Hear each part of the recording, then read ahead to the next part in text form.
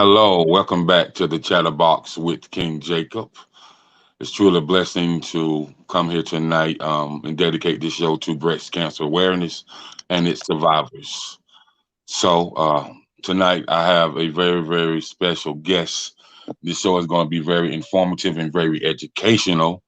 And so we're going to talk about surviving breast cancer, but we're also going to talk about the education on having proper insurance when you come to know that you have breast cancer as well. So, without further ado, I'll let my guest introduce herself. Go ahead, Ms. Meechie. Yes. Hi and happy Friday, world. My name is Meechie Jefferis. I am a retired Air Force veteran, served my country for 26 years, and I am also a breast cancer survivor going on 8+ years cancer free. And also in this sector of my life, I have dedicated my life to the mission of educating people about money. So I'm a licensed financial services professional as well as a financial literacy educator. Thank you. All right. So that's a lot with being in the military, surviving breast cancer, and being a licensed financial advisor on all type of different finances, and that's a sector that the Black community needs help with. Yes. So, okay, so let's get into the breast cancer, and I just like to say that it's gonna be very informative for me, very educational for me because I don't know the mental state or the emotional state or the spiritual journey of a person who acquires breast cancer and the spiritual journey after they survive it. So let's talk about 8 years ago when you found out that you had breast cancer. Sure, let's talk about that. I will first of all start off by telling you that my journey is chronicled in a book. Once I got the results of my pathology report, I knew then that I had to write a book. And I wrote the book about my journey a couple of years after um, my journey with breast cancer began. And it's called No More Bad Days. I will lift it up here. You guys can see Okay. that. No More Bad Days. And this talks about my life before breast cancer and then when I discovered the lump in my left breast and how everything just spiraled from there. It was October 5th, 2013, which happened to be a Saturday morning. It was the day of my 43rd birthday. And when we talk about the spiritual aspect of it, I will tell you that I heard the voice of the Lord say, do a breast self examination right now. Hmm. And because at the time I was still on active duty in the United States Air Force, and at this time I was actually stationed overseas at Osan Air Base, Republic of Korea. And I thought, well, I'm by myself, there's no one else here. I didn't hear that. So I literally went through all the motions of denying the voice that I didn't hear anything. There's no way possible that I could have heard that. And seconds later, he spoke again and said, do a self examination right now. And I decided to not ignore that voice, did the self examination, and felt a lump immediately in my left breast. I did not panic right away. Instead, I went ahead and got an ultrasound done, a diagnostic mammogram performed, and because I was towards the end of that tour, I had about another month left before I was supposed to come back home to the States, to Maryland to be exact. And it was December 9th, 2013, that I got a very more detailed biopsy done, referred to as a stereotactic biopsy. And this is where they pull samples of tissue from both breasts.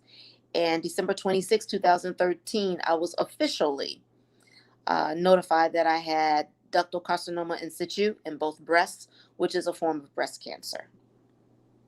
So you got informed a day before Christmas, A day after, December a day after. 26th. The day after, yes. And that was because I made the call. You say December 26th. Okay, okay. Yes, December 26th. Yes, sir. So I decided to make the call because I hadn't heard back from the department. And this was at Walter Reed National Military Medical Center that performed the series of tests. And the radiology department, I called them and they told me the results of those findings. Mm. So, would you getting the test performed and you getting a professional opinion, a medical opinion, and it came back positive? So, at that very moment, what were your thoughts? What were your feelings, your emotions, and the state of your mental health? And I know that you're a woman that's close to God. So, what were some of those conversations, that you prayed about? Sure, absolutely. Great question. I can tell you that at that moment when I heard those words, that yes, ma'am, it is breast cancer. If you can visualize the world spinning on its imaginary axis, and the Mm, world literally stopped. It it stopped, and I was just, I think I was captivated in a moment of fear, mm-hmm, disbelief, and after that conversation ended, I remember sitting on the edge of my bed, just staring at the wall. And I had a conversation with God right then and there, because up to that point I prayed and I believed that, yes, even though I do feel this lump in my breast, it's benign. It's going to come back non-cancerous, and then I can go on with the rest of my life. mm-hmm, And at that moment, I told God, I said, this is not what I asked for. This is not what I asked for. I mm-hmm. trusted you. I'm disappointed. I believe with all faith that this would not be the verdict of those biopsies. And then I cried a little bit and I came back to center, and I said, but I'm still going to trust you. And at that point, I decided to just read up on DCIS, ductal carcinoma in situ. And I waited on a call from my nurse case manager, who then said, okay, if this had to be diagnosed at a particular stage, it would be stage 0. And I just put up my dukes and started to focus in a positive light, and just decided not to walk in fear, but to walk as an educated woman, and having the right people in my corner who would speak life into me, who would be positive with me, and just go the rest of the journey. Mm. Okay, so you said you read up on. Can you pronounce that again for me, please? Sure, it's called D as in Delta, CIS as in Sam, and it stands for ductal carcinoma in situ. In situ means localized or in its own place. Ductal means that the cancer was found deep in the ductal walls, so very much on the very edge of the chest, if you will. Okay. So if now explain something to me about breast cancer. If breast cancer say runs in the family. When I say runs in the family, if there's women in the family, whether it's from the grandmother's generation or the great grandmother's generation or the mothers or maybe from the siblings of someone's mother's, family, so is that can breast cancer be hereditary or how does that really work for the body of the woman? You are asking some very, very good questions, brother King Jacob. And what I would tell you is, it just so happens that one of the options that was given to me was if I wanted genetic testing. It didn't cost me anything, because keep in mind, one of the greatest blessings is that I was on active duty. And as a result of me being on active duty, I didn't worry about the cost of Medicare or the type of medical insurance, what was going to be covering all of this, if any of this actually fit into my medical plan. I didn't worry about any of that. So when I was approached by the lead nurse in the genetics department at Walter Reed, and she asked, "Would you like genetic testing to be performed?" I said, "Absolutely." And the reason why I said that is because my mother had breast cancer, and I Mhm. remember her succumbing to the breast cancer complications. And at that time, my mother was 44 years of age, and I was 15 years old when she passed away. So I knew that my mother had breast cancer, and oddly enough, I learned a couple of months before I discovered the lump in my left breast that two of her sisters were diagnosed with breast cancer. They were diagnosed with breast cancer well into their 60s. Praise God that they're very well and moving along with life. So, knowing that history, I said yes immediately to genetic testing. And one thing I want to let you know is that, yes, it is extremely common in women to be diagnosed with breast cancer, but it's also a growing number of men that's being diagnosed with breast cancer as well. Mm. Hopefully, I answered your question. You did, you did. You're very informative and very educational. Cause I I hear of a lot of women talking about breast cancer, and I have my auntie Leela. She survived it like more than twice already. So, Wow. and I know she survived breast cancer, bone cancer, all the above. Bless So her. Bless her. yeah, she's a strong woman. So, um, now when it comes to getting all the testing done and getting that call, you know, um, we don't really talk about the mental capacity of when somebody is diagnosed with a severe sickness, and so let's talk about the mental capacity and how it can affect one's mental, mind state when it comes to them breaking the news to their family and their loved one, or do they know how to break the news to them, or is it just an emotional time where they need someone to help them to break the news to their loved ones? Very good question, obviously. I can tell you that, speaking from the mental mind state of being diagnosed and having to actually share this news with those close to you, your loved ones, there were people that I did tell, and there were people that I told and had them be a part of my journey, because you can't have everybody in your corner, King Jacob. Right. I knew early on, and this was my motto, that I need warriors, not worriers. I need warriors, not worriers. I need people who are going to be able to fight with me, people who are going to be able to fight for me when I can't, people who are going to be able to pray for me when I can't pray for myself, people who are not going to look at me differently. And as soon as they see me, they break down crying, they label me as being sick, and that's the only way they can see me. I need people to see me already healed. I need people to see me already strong, stronger than I was before I got the diagnosis. So for me, it was very important to, okay, I know I need to tell the immediate members of my family, but I also know up front the people that I need to talk to keep them a part of this journey. People who I know are going to pray for me, people that I need by my side, and those types of things. So what's very important is for people to understand that they need people who are going to be there to fight for them. They don't need people that's going to be afraid for them, if that makes sense.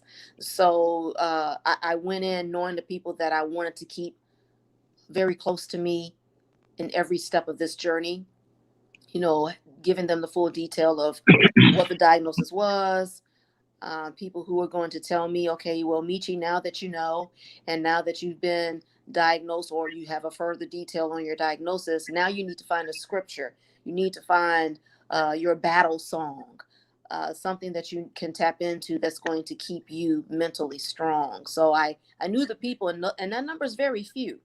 That number's very few. There's only a few people that you can have that would be strong and stronger for you. Okay, interesting. So that's the mental state part. Now, emotionally, when you're not around, when you wasn't around people, and when you were by yourself, and how did that affect you emotionally by yourself, and how would you affected emotionally being out in the public eye when you had breast cancer? So, and thank God that you are a survivor and you're living to tell about it, and you actually wrote about it. So that writing was a part of your healing as well. And we'll get to the writing of it in a second, but emotionally, how did you take on those obstacles and challenges, and how did you find the environment of upliftment when you was by yourself and even when you was in the public eye? Because when a person is sick publicly, when people know it, not saying they treat you different, but they show a bit more concern than they would normally would, and it's like the sympathy is at an all-time high. And a lot of people, if you sympathize for me that much, then let's go in prayer, no matter where we at. But a lot of people won't do that. So, Mm. Yeah, I'm loving your show. I really, really am. The emotional state of it. I can tell you that when I told my husband, uh, the best, the best support system that I've ever had.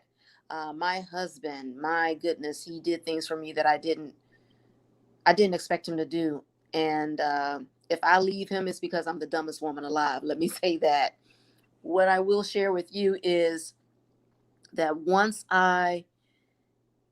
after I had the ultrasound, the diagnostic mammogram done, and I was still in South Korea, and my husband was back home, and I had to tell him, okay, the chief radiologist said probable cancer. He sees calcifications in both breasts that signifies probable cancer. And when I shared that with my husband, that was one of the most difficult things that I had to do. But I had, again, that support system, the strong support system. And oddly enough, I was surrounded by people who had already had their own personal journeys with cancer in some state or form. So one of my strongest supporters at that time, I didn't even know if it was breast cancer for sure. He said, you need to tell your husband, even right now. Tell him right now because he needs to know. And when I told my husband that, literally the day after, the conversation started off, how do you feel? Well, I feel the same way I felt yesterday when I told you that it's probable cancer. Not hmm cancer, but probable cancer. Nothing has hmm changed. I still feel healthy. I still get up and by the grace of God and rise up and go to work, put my uniform on and get ready to serve the people and still working out. I don't feel sick. Nothing's wrong. I feel the same way. Feel the same way I felt yesterday when I told you about it. So you are hmm right. Instantly, people go into this fear factor mode like, okay, I've been told that my wife has, she was told probable cancer. How does she feel? Is everything all right? Yeah, everything. I'm still the same.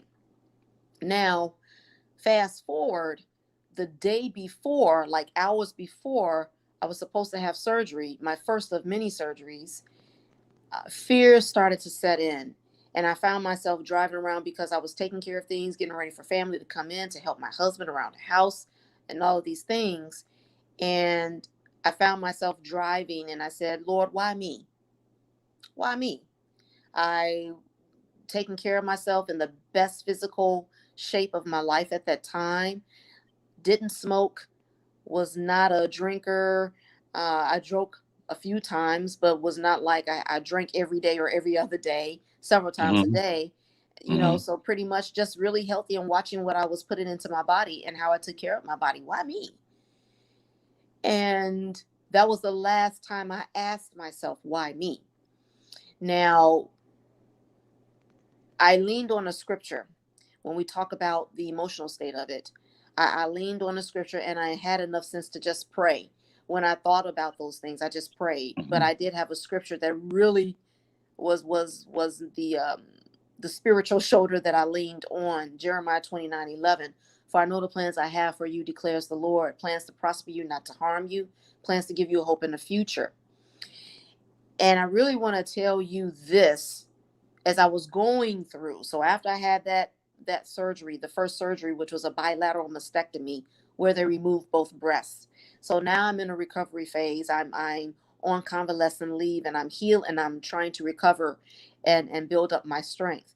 And at this phase, I was waiting for the pathology reports of if it was invasive cancer or non-invasive, all those things. And while I'm waiting, the midnight hour, yes, I do have people that are supporting me, but in the midnight hour, late at night when I can't sleep, and it's 1 o'clock, 2 o'clock in the morning, I get up out of bed and I come down into my family room and I sit in my recliner chair by the fireplace, and it's just literally me and God. It's nobody else. hmm So I have to face that moment of being by myself. And that's where I just prayed and I tapped into a zone of strong belief, of receiving a report of healing and nothing else. Nothing else. Hmm. So you said you had to find out what was invasive or non-invasive. So for those who are not aware of the cycles and the levels of breast cancer, and I'm one of those people. And so, like I told you, it's very educational for me and informative for me. Can you explain the two, if you would? Absolutely. Absolutely. So, non invasive means that the cancer has not spread into the lymph nodes. And once cancer gets into the lymph nodes, that means that it's a high probability of it spreading or metastasizing. Invasive means that, okay, it has gone into the lymph nodes, and the chances of it spreading through the body is very high. So that's the difference between the two. Oh, okay, okay, okay, okay. Understood, understood. So, we're going to talk about the healing process. Mhm. After breast cancer, after you go through chemo, and after you still remain sane, because being diagnosed with something like that is enough to make one lose their sanity. So, you know, and on the level where you can still have your whole mental capacity, when you can still say encouraging things, and when you can still think positively, and you can still encourage others while you're going through. My father had kidney failure. He was on dialysis for 17 years. Wow. And when people used to ask him how he doing, he used to say, "I'm all right. I'm just holding on." And that's it. He didn't go into how sick he was. He just said, "I'm holding on. I'm all right." But I appreciate you asking. And so, and with that being said, you was just holding on. You was all right. You know what I mean?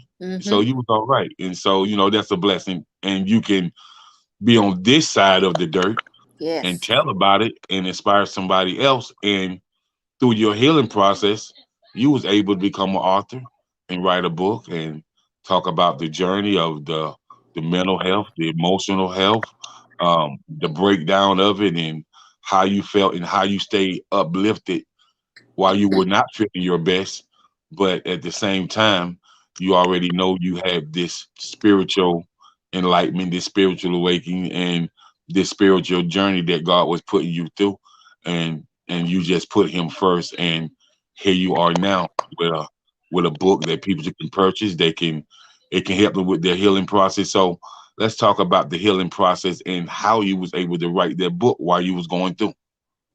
So I'm so glad that you said a couple of things. You talked about, you mentioned chemo and radiation. And I want to tell you something that my nurse case manager at Walter Reed actually called me on one of my bad days, meaning that because I was a shaker and a mover. I was a senior leader in a senior leadership position, and people relied on me. So I was always very active in the lives of those that I served and those who relied on me to take care of them and their families. So going through the healing process meant that I had to be sitting down. I had to be still. And that was a problem for me because I wasn't used to being still. So I felt useless, like I wasn't good for anything at that time. And my nurse case manager called me and she says, "Well, how are you feeling?" And I told her how I was feeling. And she said, "You know what? It's okay for you to have a bad day. It's not every day that everybody gets told they have breast cancer. So Mhm. you're entitled to a bad day. However, I called you with some good news." And she said, the medical board met with all the medical disciplines, hematology, radiology, et cetera, et cetera. And she said, first of all, they got all the cancer out. I said, okay, awesome. And then she said, secondly, when they did do a sample of the lymph nodes, so during the surgery, they actually removed two of my lymph nodes so that they could test those lymph nodes to see if the cancer had spread or not. And as I told you before, it was still non invasive, which means that it did not spread. And she says they also did a biopsy of your margins, up against the wall of your chest, and the lymph node biopsies, and there's no spreading of the cancer. So you do not need chemo. You do not need radiation. You do not need hormone treatment therapy. You're able to proceed with reconstructive surgery. And that's one of the things I wanted to really mention, because for me, my journey did not include chemo. It did not include radiation. And she made it clear to me, and I repeat her words verbatim, it was detected very, very early. So, saying that, what I want people to know is that it was detected very, very early, because I listened to the voice of the Lord the second time he had to speak to me. And I did the breast self examination, being very much in tune with my body and being able to identify when something was there that should not have been there, and acting immediately. Hmm. Okay. Yes, yes, Oh yes. wow. Okay. So for a word of advice to, we're gonna say, women from 30 to 50. So is there any type of time that a medical professional would say this to women, that they should get tested for, breast cancer, even if they have no diagnosis, if it run in their family, if it's hereditary, should a person really keep a close eye on their body to get tested? Yes, they should keep a close eye on themselves and advocate for themselves to get tested, especially when they know that it runs in their family. I can tell you that there are some medical professions out there that say that women should not receive their first mammogram until they're 50. Well, it was the morning of my 43rd birthday, you understand? Right, right, right. So imagine if I had waited until I was 50, you Hmm. know. So that's why it's also encouraged. I strongly, highly encourage and recommend highly for women to start doing their breast self examinations. It is your body. So you need to learn your body. You need to learn what feels right and what doesn't feel right. You need to learn how to do the breast self examination, which is very easy to do, and do them regularly. What does that mean? Do them once a month. And it just so happens that, going back a little bit, when I did my breast self examination, I was like a month or two overdue from doing my own self examinations. And when I did them, I felt the lump right away, which was something that I had never ever felt before. Hmm. Wow. A Mhm. word of powerful advice. So we are here with financial analyst, financial advisor, Meechie Jefferis. She's did you say 25-year vet? 26. 26-year vet, Air Force. I want to thank you for her service. Thank But you. we'll take a quick commercial break, and we'll be back talking about the book, and then we'll go into her uh, business as a financial advisor, and how she teaches people how to invest in different things and how to grow money and where they should put money at that's going to benefit them and their families. We'll be right back.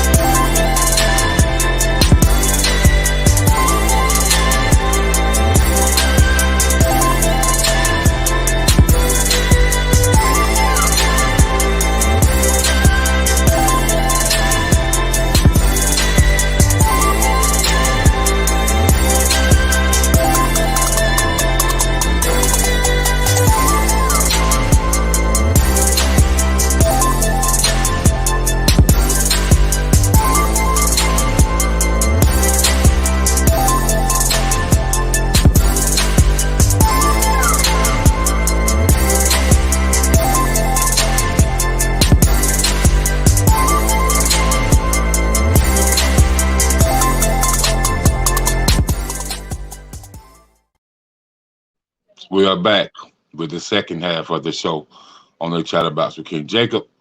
I would especially like to thank Unique Blessings Nonprofit Organization for sponsoring this show, where we fight against human trafficking, sexual assault with a focus on the at-risk youth. Where our president is Ms. Chantel Evans, and thank her for her hard work and her service trying to grow this awareness on a $1 billion business that's taking our girls and boys away, and some have never been seen again.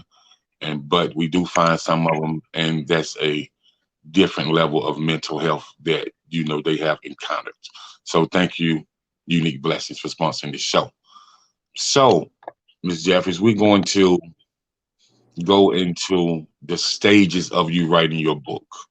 Because I know there was different breakdowns and different stages, and some were more painful than others, but it was a part of your healing process as well. And it was part of you getting those emotions out through, through the paper and the pen to give somebody else some encouraging literature to read and tell them it's okay. You're not in this alone. You know, um, we all can survive together as one. So let's talk about your book. Okay, very well.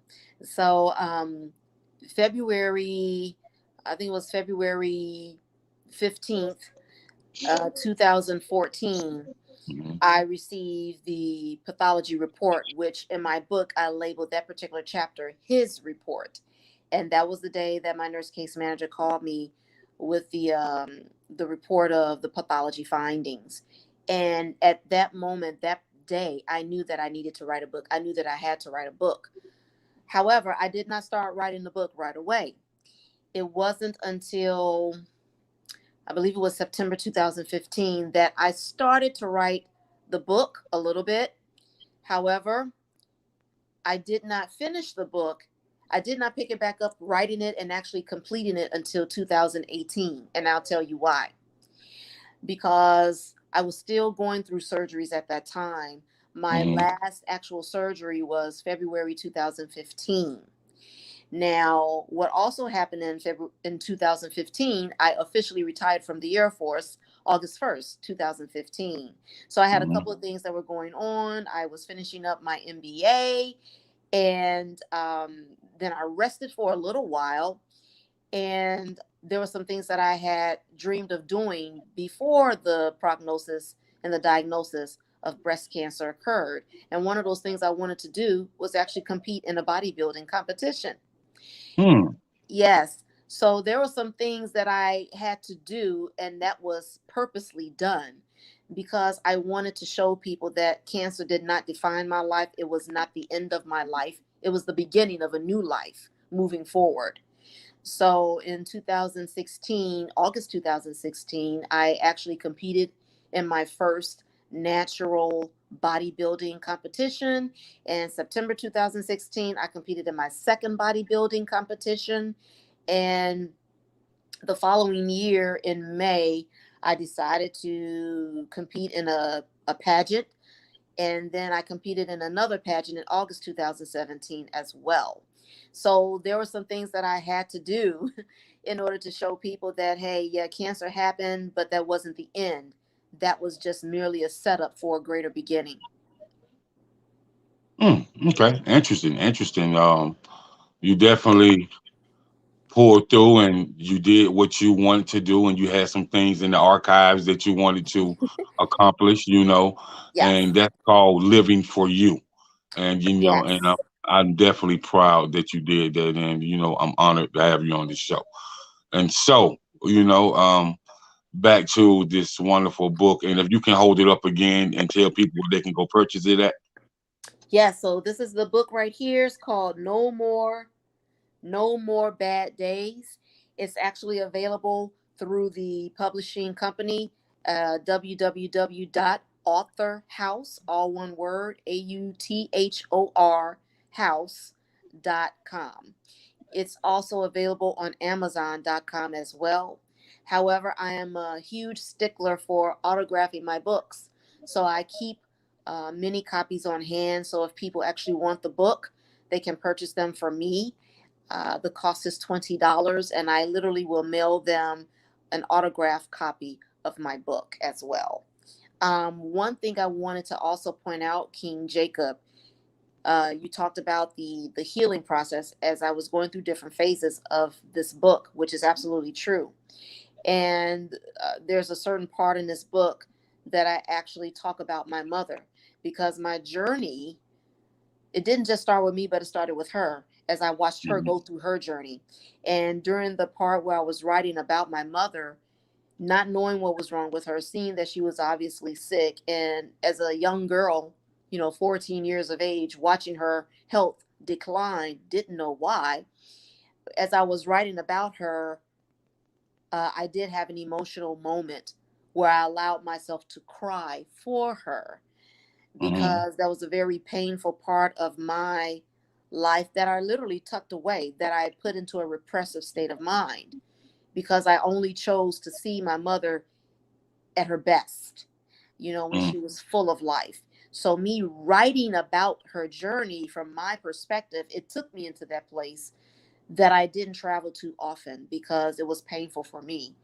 So, there were some parts in there where I really just had to uh, just allow that moment to happen, and then keep moving forward and writing the book. Mhm. Okay. Okay. Okay. Okay. So that's remarkable that you can tell about it.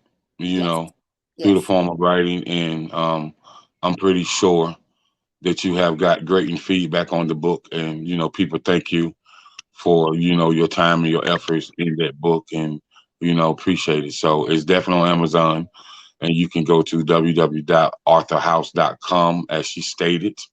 And if you want her directly, you can definitely grab her on Facebook, and just inbox her, and if you want a copy, she would autograph it, and you know um and you just send her what you're going to send her, and she'll send it to you, you yes, know and yes. so that's what it is. So we're going to get into a different sector about financial literacy, about financial advising, about the world of finances that our community may not understand, because when it comes to black people, how I grew up, your parents and your grandparents just wanted to make sure wanted to take care of your family. So they didn't really teach us about finances.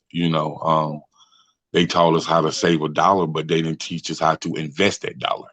It's the difference when your when your grandpa and your grandmother and your mother probably teach you how to save a dollar, cause the older people really know how to save money. Oh yeah, they know how to save money, and so but knowing how to invest that money that you're saving to make your money work for you is a whole different type of level of financial education. So if you can be so kind to start with that segment of financial education. Absolutely. So I will tell you this, there are a lot of people that say I'm good. I was one of those people. My husband and I were both retired Air Force veterans. So, we have a certain number of sources of income that come in just as a result of that. And then my husband, he's still in the government. Well, I say I don't work, but I guess you could say that I do work. I'm on a campaign trail to free people financially. And it was a very dear friend of mine who actually shared with me about these financial literacy workshops. And he said they're free. Go to the office in Greenbelt, because I live in Maryland. He said, go to the office in Greenbelt. They're teaching people how money works. And the workshops are free. Just go check it out. I said, okay, I'll do that. And what this friend of mine did not know is that my husband and I, for years, we said that we wanted to learn about investments. We wanted to learn how money works. But we said it passively because, to be honest with you, we were comfortable. We were comfortable and we were busy with the ops tempo of deployments and studying for promotion and just living our lives. And we thought, okay, well, we got it pretty good. Yeah, we understand that, we should do something with our money, but we'll make time for that later. And so, yes, I was retired. I was blessed to be able to literally be completely retired for 3 years. I never worried about income. I never worried about the lights being shut off. I never worried about us losing our homes. We continue to still live very comfortable. However, when I decided to go to these workshops, which were free, so my goodness, okay, what do I have to lose? It's free. If I don't like it, what? I just don't go back. I'm not losing anything. Mm-hmm. Um, and when I learned that there were some things that I absolutely just did not know, I was shocked, and I was immediately interested, highly, my curiosity levels were highly piqued. And I decided, you know what, let me go through these workshops and let me check them out. Let me see what it's all about. And I was literally convicted in one of the workshops, which talked about, there's a segment on it that's called Proper Protection. And that talks about all the different types of life insurance options and understanding just exactly the benefits of life insurance, that Mm-hmm. it's not about death, it's about life.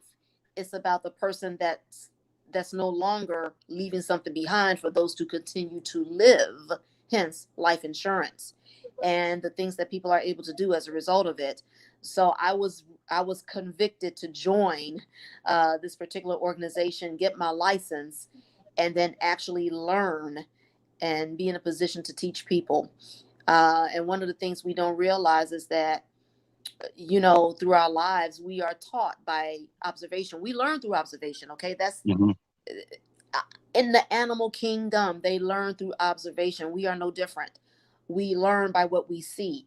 So we learn, at least I did, I learned that, okay, somebody has to work in order to pay the bills. I never associated money with, as you say, investing it into my future. I never associated money with, okay, yes, money does have to pay the bills, but you know what, money also has a job, and this job is to go to work for me. How do I make my money go to work for me? So going to the workshops, I was actually able to see just that and learn that. And now I'm able to pay it forward to the communities to teach them that, hey, it's not just about your relationship with money. It's not just about making money and then getting another job to make some more money and pay off these bills.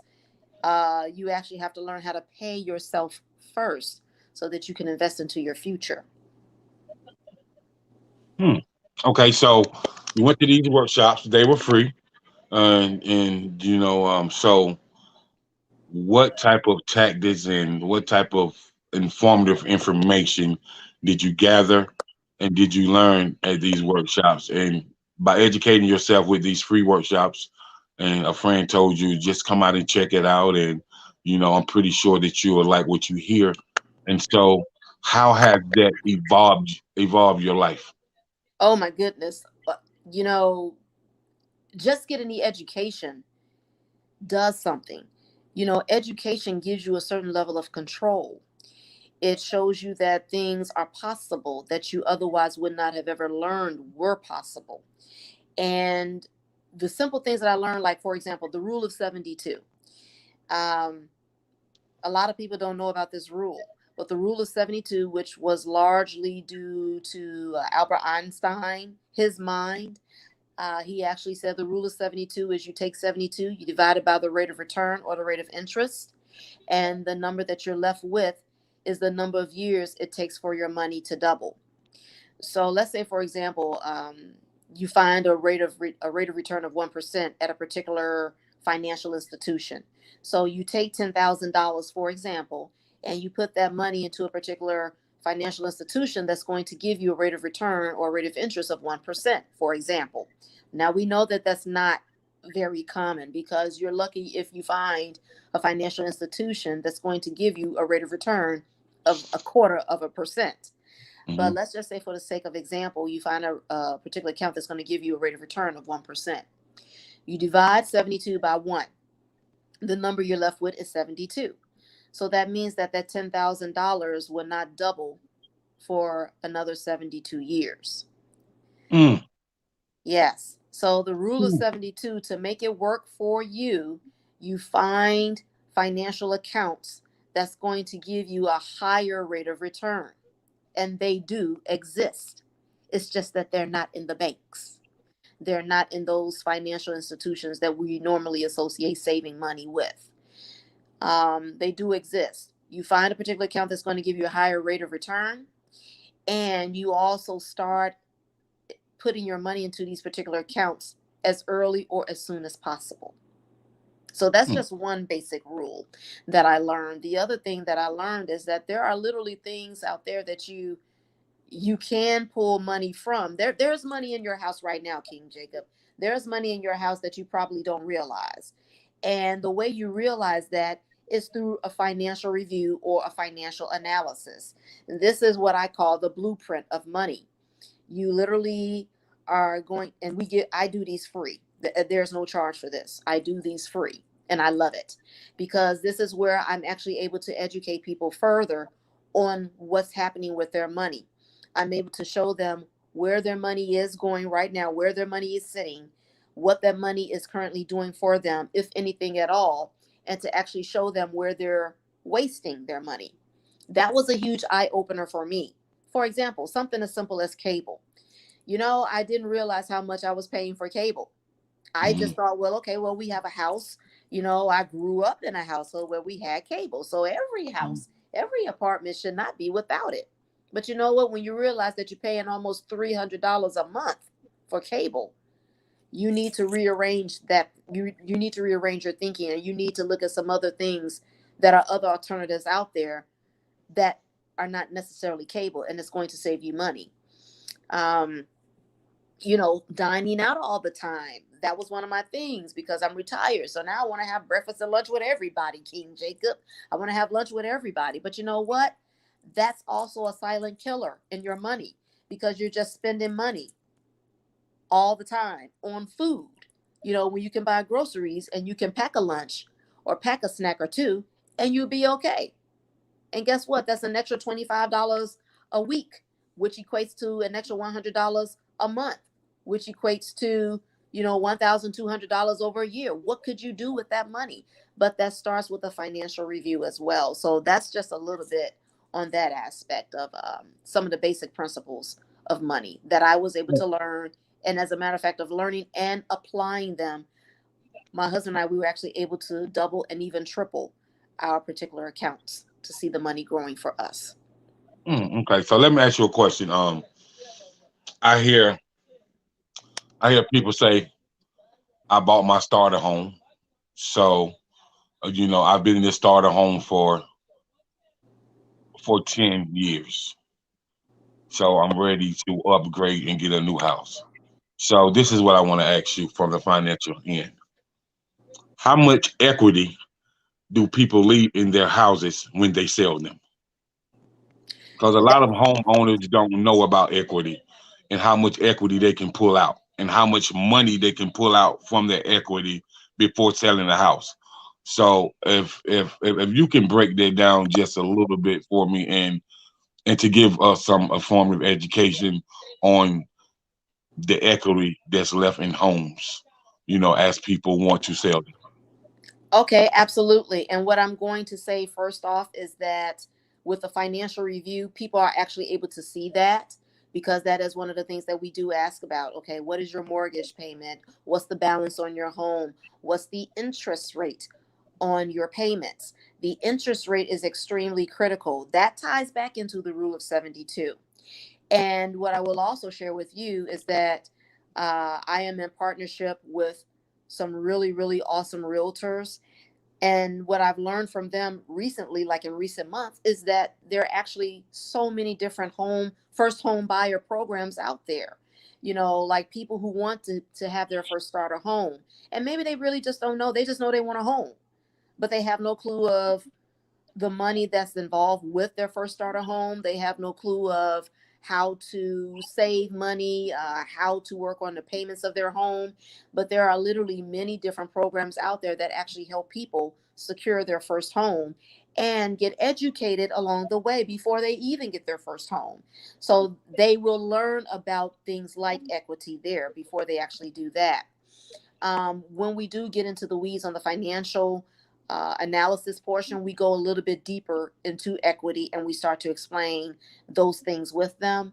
And when we realize, because the financial education is just one piece of the world of financial. the world of the financial industry, right? So you do have people that specialize in mortgages, that you have people that specialize in loans, you have people that specialize in credit repair.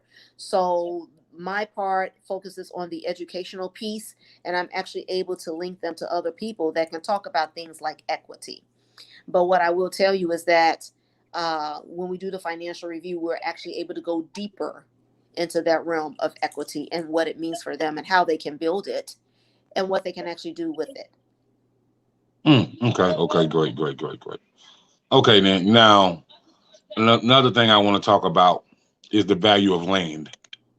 Um, I was, I'm a South Carolina fella from the country, so Okay. I actually know about land. So, and this is what I see people do in the country.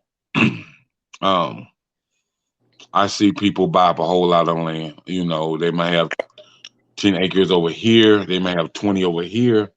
They might have another 5 acres in this little plot. They might have when their kids get grown, the daddy might tell the kids, well, you need to buy some land. Let's buy something together. Let's buy 100 acres together. And so, with that being said, when the kids get ready, uh, the kids might be in an apartment, but when they get ready to build a house, and they'll tell the grandfather or the father, well, I'm saving up to buy this house. He said, you own 10 acres yourself. Why are you saving? Why don't you just cut the timber off the land and sell it to, uh, you know, the loggers, the log company, and that's your down payment on your house, and you still own the land. So, if people don't know how much people pay for timber, especially the wood companies, they pay a pretty good amount for it. And so, I would tell each individual, no matter where you live at, just like I'm familiar with where you at Greenbelt. I used to when I first started off in radio, I used to go up to the WPGC with Easy Tom E. And so, and I had a friend, my friend Ernie used to live in Charles County. And, I was like, oh wow, this is like the country. So it's a lot of land here. And he said, yeah, man. He said people own tons of land in Charles County, man. So, and I was like, man, you should purchase some land, bro. Like if you got, in my eyes, if you got land, you're never broke, no matter what. You know, land is always going to be there, and you can always grow what you want on it. Whether you got oak trees, whether you got pine trees, whether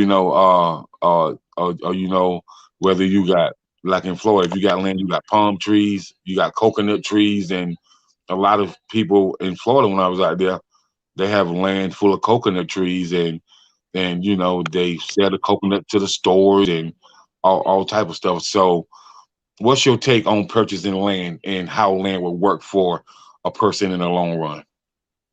Oh my goodness, I really love your topic. I love this discussion, by the way. I really, really do.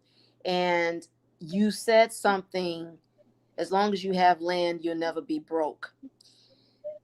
There are people who have a lot of money. Let me say it like this. There are people who have a good salary, they make a lot of money, and they're broke. They are broke because they don't understand the value of what they have. They Hmm. are broke because they refuse to just put in a little bit of energy or maybe a lot of work to learn about what it is that they have. Land is a very good thing. It's a very good thing. But you know what? We live in a right now self gratification society. Hmm. Hmm. So, what's the easiest thing to do, King Jacob? Find a house. Hmm. Find a house on somebody else's land. Hmm. Find a house on somebody else's land, and I'll pay somebody else X number of dollars in interest for 20, 30 years when I know I got my own set of land that my great, great, great, great, great grandfather left me that I could have done something with. Yeah. It's a matter of people, again, it goes back to the education. We don't want the education. We don't go that, and that's a mindset, okay? What we do with our money and what we do with things about how can we find ways to actually grow money, make money, accumulate the money, even protect that money. It starts with education, but that's a mindset. We have to want the knowledge first, King Jacob. That's the first thing right there. Because so now we're talking about land, right? I Hmm. cannot tell you how many times I'll drive past a big old lot of land, and I say, my goodness, that's a lot of land. And in my mind, I'm thinking, who owns it? What are they doing with it? Why aren't they doing something with it?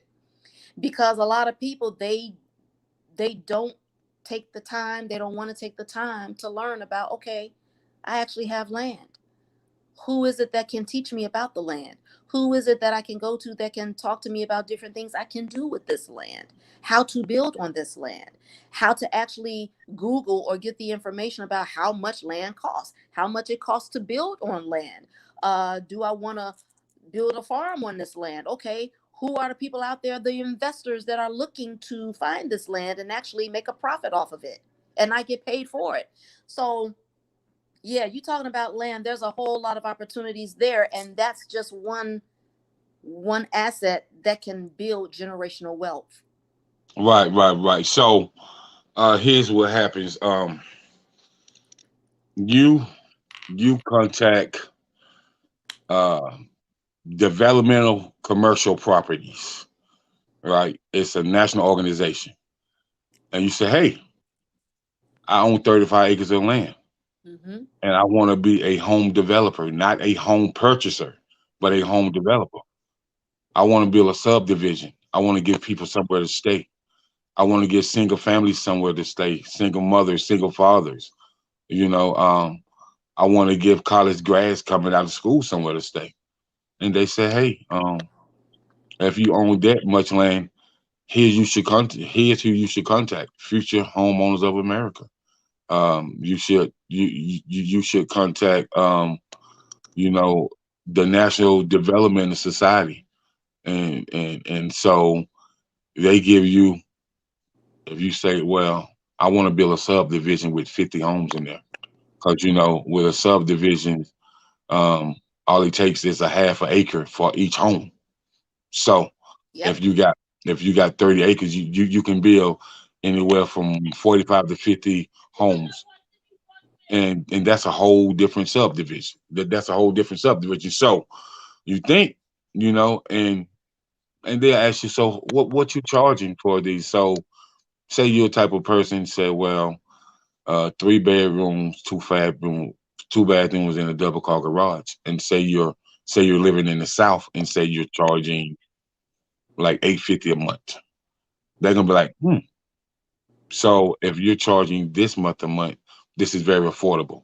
So they're gonna tell you, well, this is the grant you should apply for. Do you have a grant writer? And they're gonna, well, if you don't one, let us appoint you with one. And so there's so many different programs for people that own land, to build developments and even commercial property. So Yes.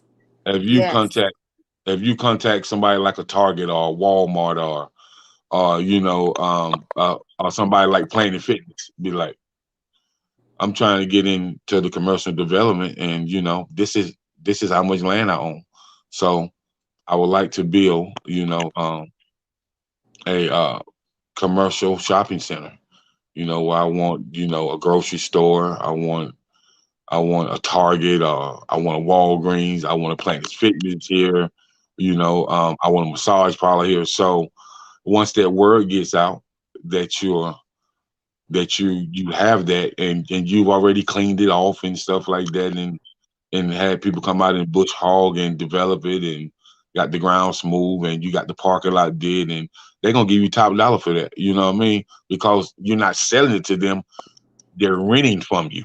Mm-hmm. You know, Mm-hmm. it's just like if Walmart want to put something on your land, you don't have to sell it to them. You can lease it to them, and that's millions of dollars a year. So, thinking, about those investments and how people stay rich. I was always told a thinking man can only stay rich. You know, um, you know, my pops used to tell me a thinking man gonna win regardless. He said you can let them get emotional, you can let them get bent out of shape, But if you can outthink them, it's over. They Hmm. can't touch you with a 10 foot pole. So but land is something serious. So before we get out of here, we're gonna talk about two other things. We're gonna talk about term life and whole life, Okay. and what's the difference. And I also want to talk about the cash value that you can pull out of whole life. Okay. Okay. Very good. So you do have term life. So term life is, just as the name implies, this is life insurance that you are locked into a particular premium for 10 years, 15 years, 20, 25, 30 years. Hmm. Um, you can continue with that life insurance after that specified term. However, anything outside of that specified term that you agree to, you're going to pay an astronomical amount in premium. That's commonplace with all types of terms. And with the term life, that is something that pays out upon death. So that pays out for death benefits. Hmm. With whole life is one of the oldest forms or the oldest types of life insurance.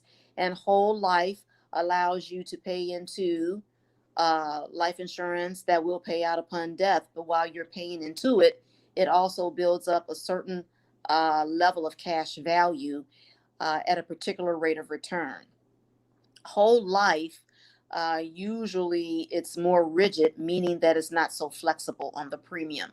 So if your premium for a particular type of whole life insurance is $100.50 or $150 a month, then that's exactly what you pay. You cannot pay another dime or dollar over that amount. Hmm. One thing about whole life, yes, it does cover your whole entire life, but one thing about whole life is that, um, what was I going to say? I lost my train of thought. One thing about whole life is that the interest rates go up on it. So the Hmm. premium that you may have when you started that plan 15 years ago, uh, that premium is bound to increase. And a lot of people don't realize that. I was Hmm. actually able to help one of my brothers because he had a whole life policy for, I don't know, maybe 15 or 20 years. And he noticed that all of a sudden the rates on it was going up. And, obviously he's older. Well, I don't want it to go up. Why couldn't it stay the same? So we were actually able to help him get into something else. And that's something else, which also speaks on the other thing you mentioned, cash value. There are other types of life insurances out there that have a flexible premium attached to it. What that means is that they are also uh, they are for your whole life. And let's say that you go into something that has a premium of $150, and let's say that you are in a position where you want to pay more on that particular premium amount. Okay, you're actually able to do that. And for this particular type of life insurance that has a flexible premium account with it, it states that, okay, if you have a premium of $150, let's say you want to double it, you want to pay $300, you can do that. And the beauty of being able to double up on your premium means that, let's say, for example, life happens. Maybe you work for the government and there's a government shutdown, and as a result of the government shutdown, you don't know how long it's going to last. So you're very concerned about this particular life insurance that you've been paying into that gives you the flexible premium um, um, platform that you can utilize. Hmm. So you've been paying into this particular account that has a flexible premium, and you've been overfunding it, or you've been front loading it because you've been paying more into it. Hmm. And because you've been paying into it for, let's say, maybe 6 or 7 months, now this government shutdown has come and you're wondering, how can I keep this policy going? Is what's going to happen to it? Well, because you've been overfunding it, you can actually skip 10 payments on it if you had to. So that's one of the beauties of the flexible premium account. The Hmm. other beauty of the flexible premium account is that uh, you're able to actually build up your cash value faster, just like a savings account. The more money you put in, okay, the more money you're going to have available to you. It's the same thing, but you also Mm-hmm. have the protection of life insurance, and you also have the potential high rate of growth at a higher rate of interest, and it's also building a compounding interest for you. And you also have a guaranteed safety, meaning that when things are spiraling out of control in the market, your money is protected and you are guaranteed a rate of return of 0% or 0.75%. Okay, okay. So one last thing before we wrap it up. Um, I took a when I used to live in Fort Lauderdale. I actually took an insurance class. I didn't take the test, um, but I actually took the class, and we was talking about annuities, and it was a insurance broker there. He owned about over the state of Florida about 10 different insurance firms. Well, he had at least 50 to 75 workers in each insurance firm. They call it a firm, but it was more like a call center.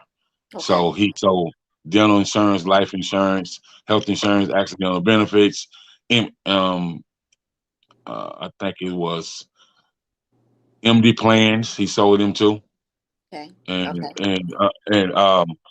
he told, and we was talking about family and kids. He said, "Well, um, I have three boys," and I said, "So how you have them set up?" He said, "Well, when they reach 21, I have the annuity set up where each of them get 8 grand a month for the rest of their life." I said, "You what?" I said, "Say huh?" I say what? He said, "Yeah."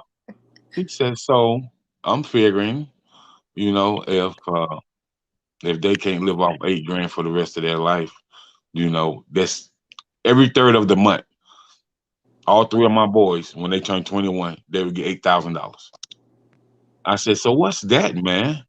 He said, "That's a annuity plan, man." He said, it's $1 million in each of their names, but they can't get the whole million. So what I did over a period of time, they get 8 grand a month on every third of the month. And so let's talk about those annuity plans. If you could touch base on that a little bit. Yes, absolutely. So the very thing that gentleman was talking about, not only can you do that with annuities, you can also do that through life insurance. Okay. Okay. Now, having said that, and I'm shaking my head and I'm smiling because I was just talking with a girlfriend of mine who recently retired from the Air Force about a year and a half ago, and she has her TSP that's just sitting there. It's not going towards anything. She's not contributing to it anymore as she's retired. Mm-hmm. And I actually share with her, okay, well, here's what you can do with that money to put it somewhere where it's going to be protected. And when I say protecting your money, I'm talking about protecting it legally from further taxation from Uncle Sam. The annuities, there are many different types, but one of the ones that I will talk about is something referred to as fixed index annuities. This means that you can actually put money into a particular account, and there are minimum dollar amounts of money that you can start with. And in Mm-hmm. this case, let's just say for this particular young lady, let's say it's about $80,000, for example. You can put in 100,000, 250,000, 400,000, doesn't matter.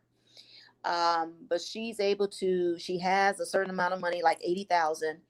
And what I did was I was actually able to run an illustration that shows her the projected or the potential growth of that money over a span of 7 years.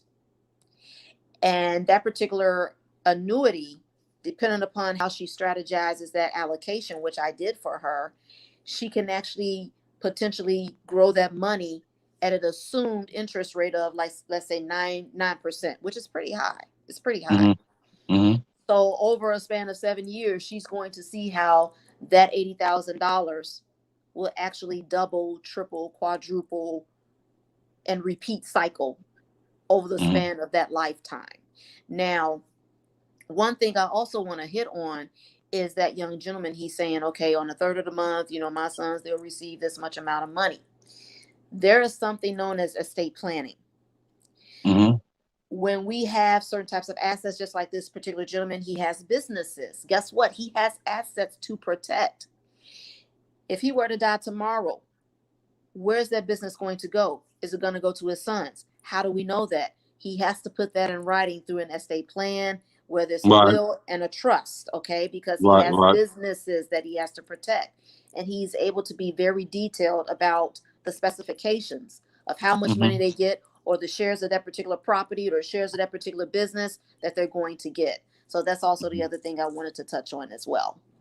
Okay, okay. Well, Ms. Meechie, it's been a pleasure. It's been a pleasure, and I definitely appreciate you coming chopping with me on, surviving breast cancer, that level as well, and on the Yes. financial level as well. But Yes. you sent me an inbox earlier, so I haven't read it yet. But I'm open up and read it, and I'll definitely be in touch with you. I definitely have some people that I want to direct you to as well. Okay. A few of my friends out of Chicago, and Oh, that's so my hometown, born and raised. okay, so I definitely want to connect you with them as well. So, but I just want to thank you for coming up and sharing your story, sharing your journey, and I just want to give you your flowers while you're here. So, Oh, thank you. I thought it was, and shout out to Chantel Evans because she said you should bring Miss Meechie on your show for sure. She gets That the was right. snaps. She gets the Yeah, double right. snaps. Yes, Right. yes, Shout out to her. So she told me to bring you on, and I was like, of course, because she always trying to get the community, to understand the education of finances that's going to better our lives. So I was like, yes, and she told me you was a, breast cancer survivor. I said, perfect. We can kill two birds with one stone. yes, So I yes. definitely appreciate it. So is there anything you would like to say before we close out? Peace and blessings to everyone. Thank you to those who have tuned in. And you are never too old to learn, and you're never too old to make a difference in your life, especially with your money. All right. Thank you so much. And, stay tuned. So if you need to contact her, you can definitely hit me up, and I'll definitely direct you to the right person to get your finances in order. Because she is licensed and she is certified, and she want to see you win. So And they until have next, gifts. There are gifts too for people, by the way. I forgot to mention that. So whoever tunes in with me, they will get a lot of gifts. all right, you heard it first. She come with the fruits of her labor, and she giving out some gifts. Yes. So ain't nothing wrong with a blessed gift. So Nope. until next time, you enjoy and y'all have a safe weekend. And remember, you know, uh, it's blessings in your lessons. So take care. Yes.